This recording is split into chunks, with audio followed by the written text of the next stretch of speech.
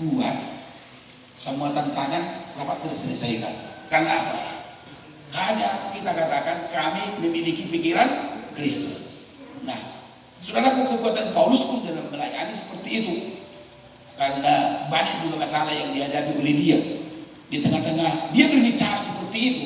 Dia berhadapan dengan, saudaraku, ya saya sebutlah itu, bukan hanya jemaat yang masalah, para rasul pun juga masalah. Saudaraku, para rasul bermasalah, para jemaat pun juga bermasalah. Di tengah-tengah seperti itu muncul abang Inan, kami memiliki pikiran Kristus. Jadi di tengah-tengah seperti itu nih, dan akhirnya saudaraku dia mampu untuk mengatasinya. Dan kita pun juga sekaliannya pada saat seperti itu gelombang yang datang, saudaraku, maka kalau kita perkatakan dengan benar kami memiliki pikiran Kristus, amanlah hati kita pertama. Apa saudaraku? Aman hati kita ini terobati, saudara-saudara. Nah, karena orang lain tak bisa mengobati hatimu. Yang bisa mengobati hatimu adalah dirimu sendiri. Dengan kata kalimat, saudaraku, kami memiliki pikiran Kristus. Jadi obat nih, haleluya. Obat hapar seau, apa halangan? Dokon, obat hapar seau.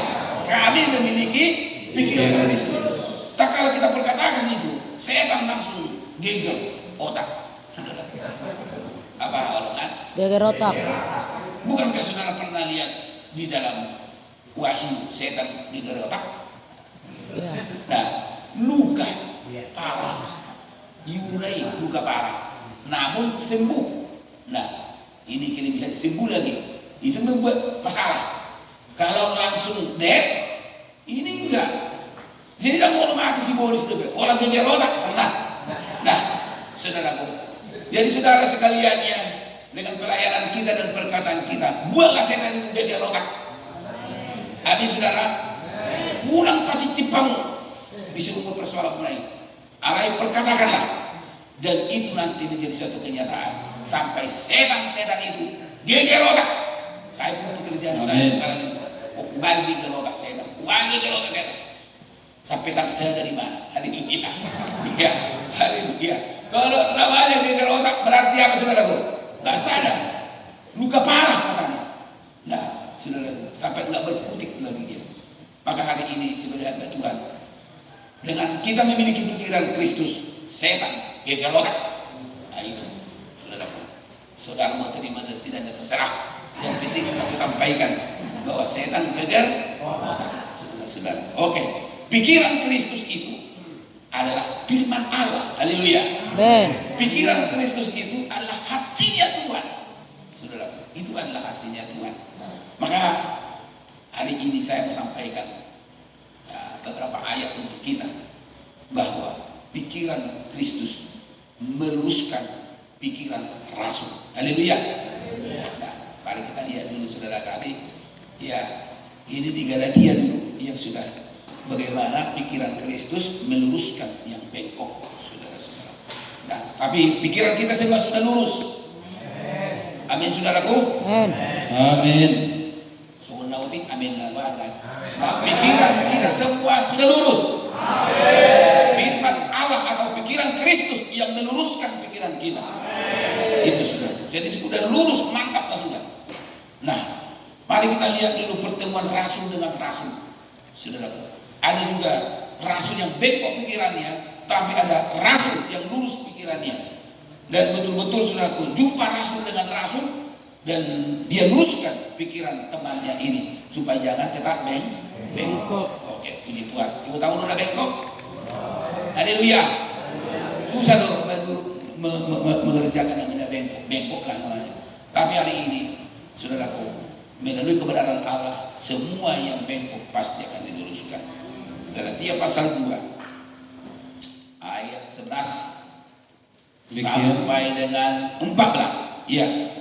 Tetapi waktu Kepas datang ke Antiokhia, aku berterang-terang menentangnya sebab ia salah. Nah, berterang-terang menentangnya sebab ia salah. Saudaraku, Kepas itu adalah Petrus. Tentunya lebih seniornya itu dari siapa saudara? Dari Paulus. Nah, di sini kita lihat dia datang ke Antioquia. Di Antioquia lah yang pertama kali disebut apa saudara? Kristen.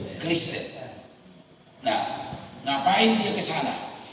Dan kita tahu bahwa Paulus adalah perintis. Paulus adalah salah satu pelayan yang ada di Antioquia. Bahkan 1 tahun penuh dia di sana mengajar. Dia istilah bahasa sekarang membuat suatu sekolah teologi atau sekolah pengajaran lah. Teologi bukan begitu. Di sana dia 1 tahun penuh. Dan setelah mereka dididik dengan benar dan tepat, dasarnya pun sudah tepat, arahnya pun sudah tepat, maka di sanalah pertama kali disebut dari kalangan orang kafir ya, mereka adalah orang Kristen Antioquia. Nah, sekarang saudaraku ayat 12 ya. Karena sebelum beberapa orang dari kalangan Yakobus datang, ia makan sehidangan dengan saudara-saudara yang tidak bersunat. Terus, tetapi setelah mereka datang, ia mengundurkan diri dan menjauhi mereka karena takut akan saudara-saudara yang bersunat. Terus, dan orang-orang Yahudi lain pun turut berlaku munafik dengan dia. Terus, sehingga Barnabas sendiri turut terseret oleh kemunafikan mereka. Barnabas sendiri turut terseret oleh karena apa saudaraku? Kemunafikan mereka. Ini masalah makan. Kemarin kita bicara masalah makan, saudaraku. Rupanya, Petrus ini sebenarnya bagaimana dia, saudara kasih jumpa dengan orang, ya, karena jumpa orang yang bersunat dan yang tidak bersunat. Bagaimana cara untuk memenangkan yang bersunat ini? Rupanya dia makan ada di sana, yang menjadi pantang, menjadi istiadat orang Yahudi, makan seperti itu. Tapi itu rupanya apa yang dia lakukan itu, sudah merupakan suatu doktrin, gaya hidupnya itu sudah merupakan suatu dosa untuk orang lain. Sehingga orang lain pun yang mengikuti Petrus ikut-ikutan. Apa saudara? Ikutan. Omero konda dosa, ikut-ikutan. Dosa apa saudara? Ikut-ikutan dia. Bahkan salah satu tokoh yang benar-benar yang hebat, Barnabas pun juga ikut terseret. Apa saudaraku? Terseret. Warna pun terseret. Aku asal mudah terseret amat tahu, saudaraku. Jadi nomor 2 biburu terseret. Alay karena batu di kita dan mudah terseret. Amin. Amin. Soalnya semangat kalau nomor jam itu. Haleluya.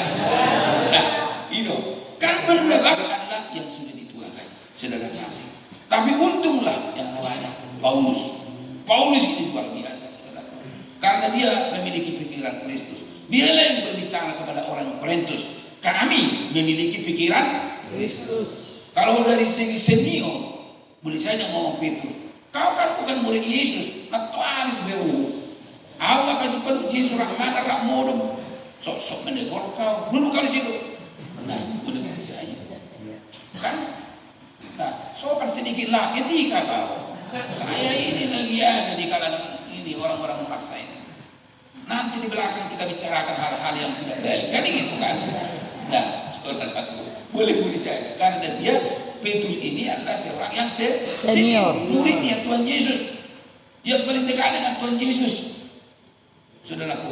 Jadi Petrus sudah kita tahu, saudaraku, dengan pernyataannya Tuhan Yesus banyak sama dia. Iblis pun dia pernah, saudaraku. Iblis pun dia pernah. Diangkat setinggi-tingginya pun juga dia. Sampai pernyataannya, saudaraku, benar-benar menggegerkan banyak orang. Sesungguhnya bukan dari dirimu sendiri, tapi Bapa yang menyatakan itu kepadamu. Siapakah aku? Katanya bukan? Dan satu-satunya dia yang bisa menjawab. Si Yohanes dan gue menjawab. Orang tunduk-tunduk di mana sana? Masih berperang satu dengan yang lain. Dan lalu memberikan suatu jawaban di antara murid. Alai iman, langsung mendapat pewahyuan dari Tuhan. Haleluya. Kan Yesus akui bahwa dia mendapat pewahyuan dari Tuhan. Pernyataannya itu benar-benar, engkau adalah Mesias, anak Allah yang hidup. Wah, Petrus, sungguh bukan dari dirimu, tapi Bapa yang menyatakan itu dalam dirimu. Kita berbuat apa saudaraku? Di atas batu karang ini, aku akan mendirikan apa saudara? Jemaatku. Alam maut. Artinya luar biasa, di atas pengakuan yang benar. Di atas pengakuan yang benar, sebagaimana dia mendapat pikiran Kristus bahwa benar-benar Allah akan mendirikan jemaatku, katanya. Banggalah dia, amin saudara. Pasti dia tengok, karena masih ada sosoknya waktu itu Petrus ini belum sempurna.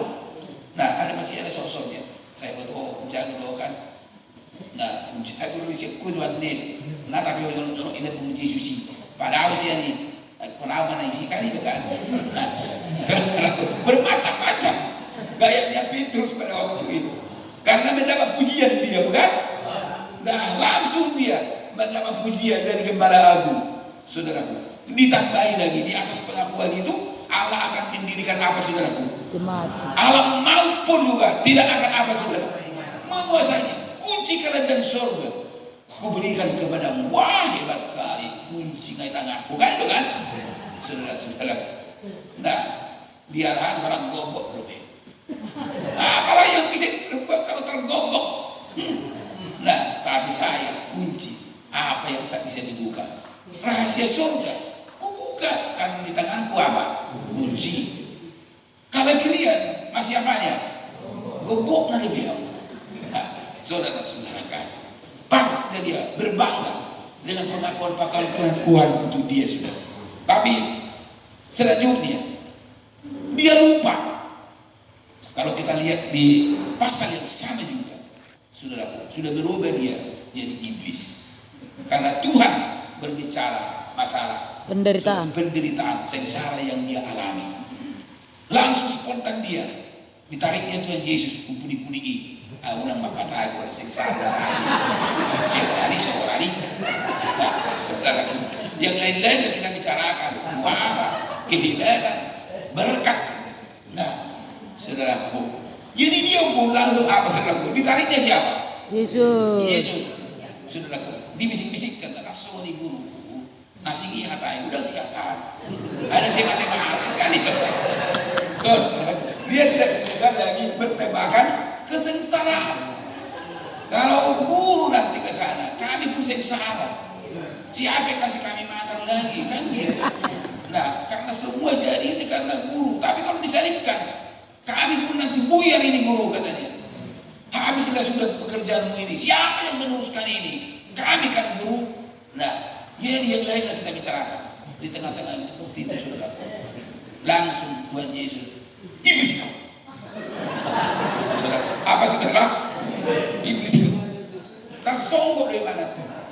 Tersonggok. Omek warna Rasul Natal tersonggok. Saudara, benar-benar kagetlah dia. Di mana kau guru? Tiba-tiba menyebut aku jadi apa? Iblis. Saudara, yang musuh terbesarnya Tuhan adalah iblis. Tahu saya sudah iblis. Saudara-saudara, kaget dia, saudara kasih. Engkau hanya memikirkan yang dipikirkan manusia, tak pernah memikirkan apa yang dipikirkan Allah. Saudaraku, pada saat itu dia kehilangan pikiran. Jadi bisa-bisa saja kita ini, saudaraku, bagi hari dapat pikiran Kristus, di tengah hari, saudaraku, berpikiran duniawi, malam berpikiran setan. Macam ya tergantung, saudara. Jadi kita tahu bahwa Petrus ini luar biasa, bisa berubah-ubah pikiran kita ini. Nah, karena itu saudara dan saya, hanya karena dekat Allah aku tenang. Amin. Situ ketenangannya, supaya jangan sampai terkontaminasi dengan banyak hal. Karena namanya pun setan sedang berbisik-bisik. Kita tahu programnya setan dari sejak awal. Bagaimana perjumpaan daripada Tuhan pada saat peristiwa Ayub. Betul enggak? Setelah setan yang namanya diusir dari tanah ini, maka beridar-idar lagi ya, saudaraku, berkeliling-keliling, saudara-saudara. Rupanya jumpa lagi pada saat, saudaraku, peristiwa daripada Ayub. Dia beridar-idar, berkeliling, mencari siapa yang dapat ditelannya. Saudaraku, di situ perjumpaannya. Setan itu betul-betul, saudaraku, ia berusaha menyeret. Yang diseretnya, yang di zaman sekarang ini adalah orang-orang yang dianggap berohani. Saudaraku, ini yang paling penting kita lihat. Saya mau sampaikan kepada kita bagaimana Harun memberdirikan ritual rohani yang menyesatkan di dalam sinode. Saudara, kenapa sinode? Bukankah bangsa Israel satu sinode? Haleluya. Itu satu sinode dia. Saudara, tapi kita lihat di dalam Keluaran pasal 32 itu dengan jelas di situ. Anak Taisi Harun tak sabar disesatkan pikirannya. Alangkah baiknya kita baca dulu itu ya. Amin saudara. Amin. Bahwa dalam gereja disebut dalam satu sinode apalagi ada ritual rohani yang menyesatkan. Siapa Harun ini? Bukan orang-orang biasa-biasa, saudaraku. Bahwa Harun ini benar-benar bersaudara dengan Musa. Isi-isi akan lagi. Harun, saudaraku. Nah, tentunya dia pun punya otoritas di antara bangsa Israel. Perkataannya dituruti. Sudah berbahaya sekali. Karena itu saya sebut, kalau penatua masuk surga itu mujizat Tuhan. Karena hampir 90% yang merusak gereja adalah para penatua. Nah, mulai dari penatua surga. Kalau jago malaikat Lucifer, bukankah itu termasuk adalah yang betul-betul malaikat satu-satunya yang ada di sekeliling tahta Allah? ya, Kemarin kita telah belajar bahwa Lucifer ini harus tugasnya itu dibagi menjadi dua antara Gabriel dengan malaikat Mikael. Tapi tengoklah, dia yang namanya Lucifer, penatua surga ini yang diakui oleh Allah, saudara-saudara. Nah, gak bertahan dia. Maka saya pikir-pikir berbahaya ini para penatua surga ini. Apalagi penatua dalam gereja. Itu ramah orang. betul. Nah, apa-apanya itu. Otaknya itu sampai hari ini sudah dibagi-bagikan. Iya. Ternyata berhasil. Saudara kasih. Hanya orang yang dalam pengajaran lah mungkin bisa terkendali. Amin. Itu pun karena diperkatakan. Amin saudara. Kalau nggak dibuka rahasianya, strateginya. Karena dia juga berhasil melumpuhkan, menjatuhkan yang namanya saudaraku Hawa. Dengan godaan yang dahsyat. Benar-benar kita tahu apa yang ditawarkan kepada dia melalui ular atau setan itu. Ikut sama Tuhan boy. Jika engkau makan, kamu seperti Allah. Tawaran yang paling hebat, kamu seperti Allah. Tergiur hatinya. Tak perlu lagi minta tolong aku sama Tuhan. Tak ketergantungan lagi aku sama Tuhan. Karena sudah sama seperti Tuhan. Saudara kasih. Coba dulu kita nyanyikan. Seperti Yesus. Seperti Yesus. Itu saja ku minta sepanjang hidupku sampai ke surga. Saya mau seperti kalau salah nyanyian ini dibengkokkan sedikit berbahaya. Kalau lurus masih mantap. Amin saudara. Karena yang diminta seperti apa? Bukankah hal yang sama juga kepada Hawa yang ditawarkan oleh setan, saudaraku? Apa yang ditawarkan? Engkau sama seperti Tuhan. Langsung pikirannya. Berarti kali ini saya mendapat pembukaan rahasia, kata dia. Dan setan pun juga bisa membuka rahasia yang dia katakan, yang ditakuti oleh orang apa? Engkau pasti mati, kata Tuhan, jika makan buah larangan ini. Tapi setan katakan enggak, engkau tidak akan mati. Berlawanan bukan saudaraku? Antara mati dan tidak mati. Apalagi yang namanya Hawa bukan mendengar secara langsung. Nah, mendengarkan dengan perantaraan. Pasti yang khotbah sama dia tahu sedikit adalah melalui siapa, saudara? Adam. Nah, kita ini sudah berapa tingkatan yang kita dengar firman ini. Maka untuk itu kita harus kuat. Firman pengwahyuan sangat penting. Amin. Amin. Firman yang tertulis sangat penting. Amin. Dan juga firman petunjuk juga sangat penting. Amin. Sama-sama penting. Haleluya. Ada petunjuk, ada pengwahyuan, ada yang tertulis. Dan semuanya itu adalah satu paket yang tak terpisahkan. Dan baca ayat yang beritakan? Sudah. Oh, Galatia. salah nanti nggak membaca ayat. Tapi saya akan teruskan dulu. Harun. Saudaraku, Harun dulu. Ya. Ini adalah salah satu yang dituakan dan juga diangkat menjadi ketua Sinode. Mari kita lihat, saudaraku. Ya. 32. Keluaran. Ayat 1. Iya. Ketika bangsa itu melihat bahwa Musa mengundur-undurkan turun dari gunung itu, maka berkumpullah mereka mengurumuni Harun dan berkata kepadanya. Maka berkumpullah mereka. Semua berkumpul umat itu mengurumuni Harun dan berkata kepadanya. Terus.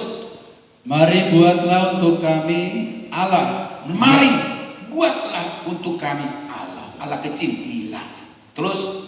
Yang akan berjalan di depan kami, sebab Musa ini orang yang telah memimpin kami keluar dari tanah Mesir. Terus, kami tidak tahu apa yang telah terjadi dengan dia. Nah, apa tidak tahu kami yang terjadi akan dia. Kita tahu Musa lagi PA.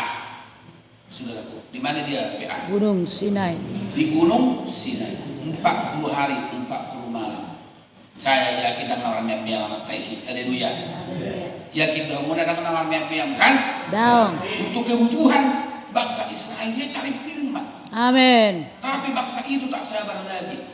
Bukan enggak minum makan. Kebutuhan mereka terpenuhi semuanya. Tapi pikiran mereka sudah negatif terhadap siapa? Musa gembala. Sudah negatif terhadap Musa. Ini Musa masih ada di dalam jalur kebenaran Allah. Si tunggu bagaimana bakal joi hatani Tuhan. Berbagi hatani Tuhan. Amin. Ada yang enggak dihatai. Oh, paling berbahaya loh. Jadi kalau hamba Tuhan di dalam kekudusan, jangan coba dihatai. Amin. Amin saudara. Akan jemaah penetangayani. Kalau kita di dalam kekudusan, jangan coba.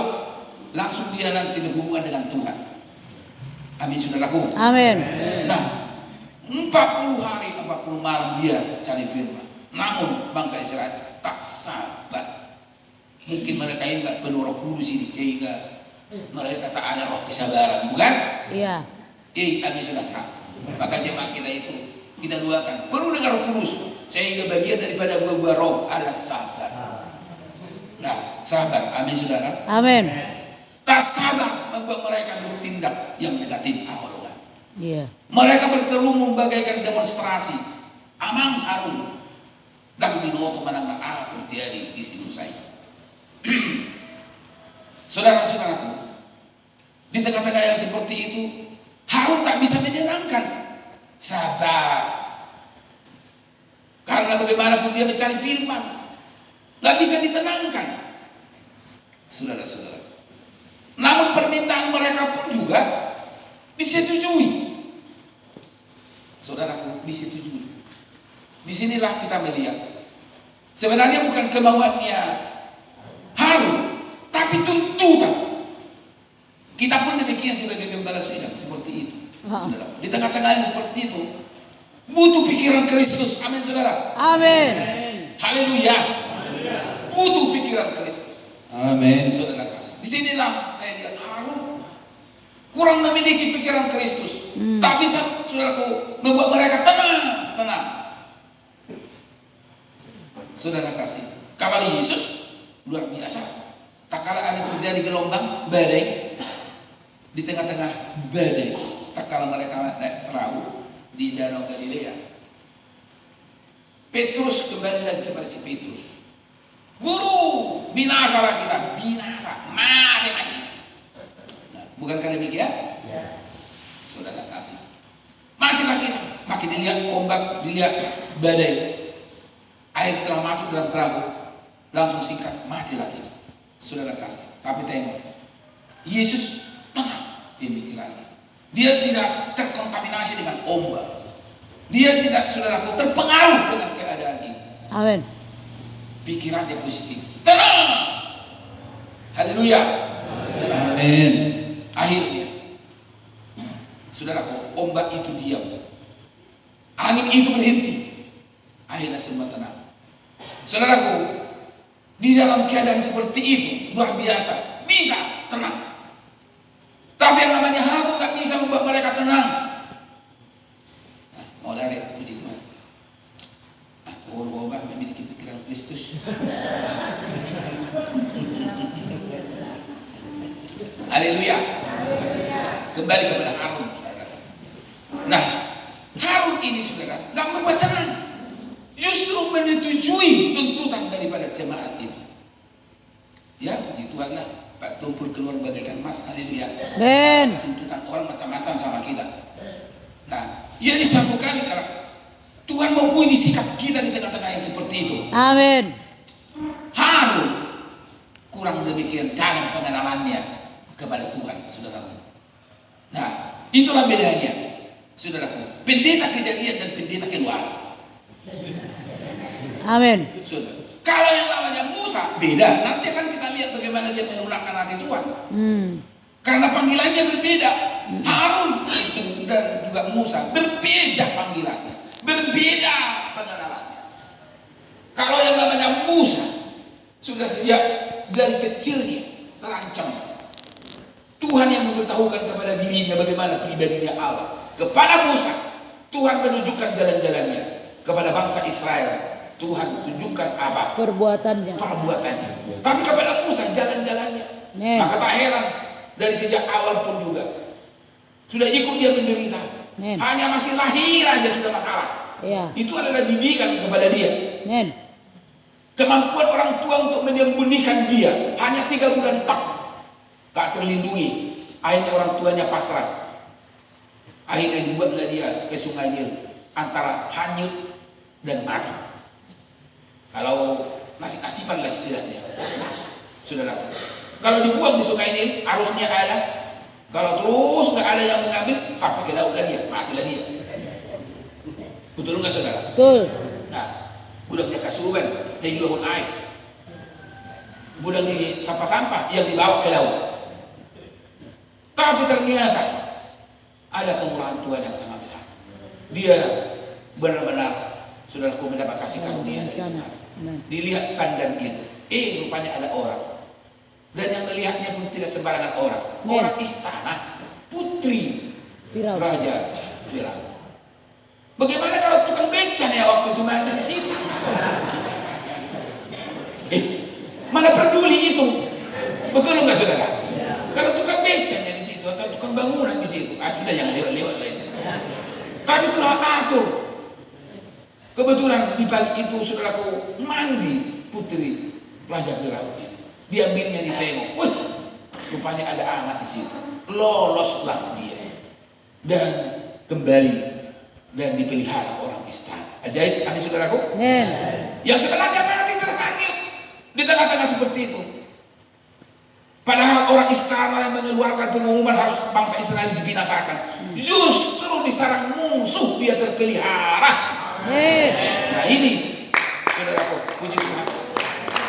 Nah, hari ini pun untuk kita semuanya, yakin saya, yang kita anggap mungkin, saudaraku, adalah musuh, yang kita anggap seram dan lain sebagainya, justru Tuhan pakai mereka memelihara. Amin. Ini ajaiblah Tuhan. Amin. Haleluya. Amin. Jadi Musa ini panggilannya mantap, tapi yang namanya Harun terpanggil setelah berkumis. Terpanggil setelah apa? Setelah ayo dah, ayo bagaimana? Pengalamannya kurang. Saudaraku, pengalamannya kurang. Tapi puji Tuhan lah, kita sebagai hamba Tuhan bukanlah, saudaraku, sembarangan. Nah, disebut pendeta, saudaraku, kejadian. Tapi betul-betul keluaran. Amin.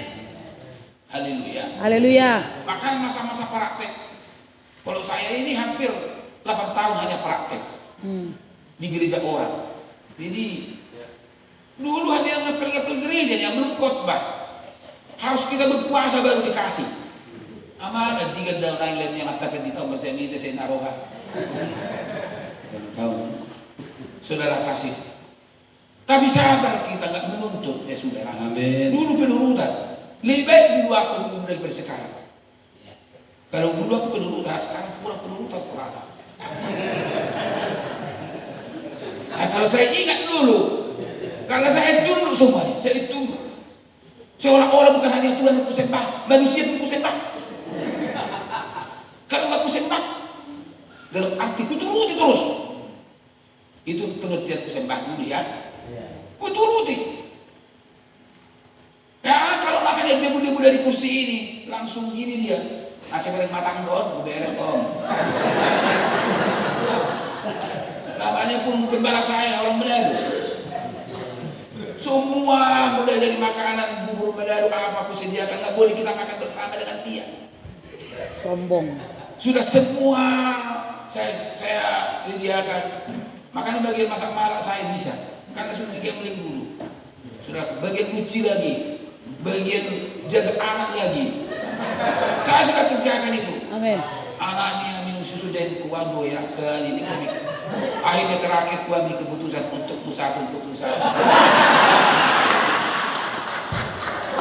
Benar ini saudaraku.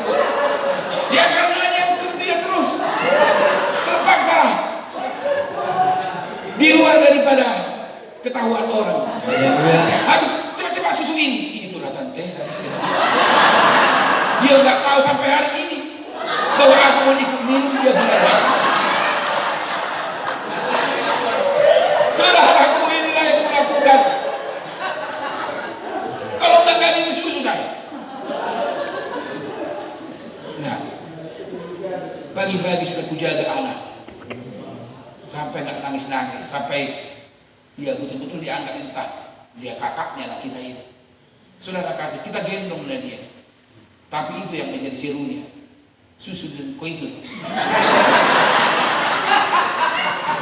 Satu untuk dia, satu untuk saya.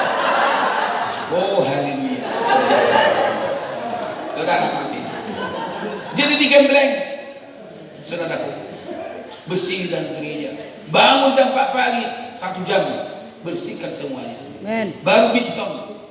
Selesai sampai jam 6 baru dipel lagi. Itu terus. Saudara. Mengajar sekolah minggu disuruhlah saya mengajar 3 orang. Jauh naik sepeda 30 km. Danyang Ponorogo, saya ingat itu. Saudaraku, sampai celanaku berbulu-bulu. Kalau goyek sepeda itu kan, jadi rupanya bisa jadi berbulu semua. Saudara harus tahu, 3 orang ini pun, aduh puji Tuhan,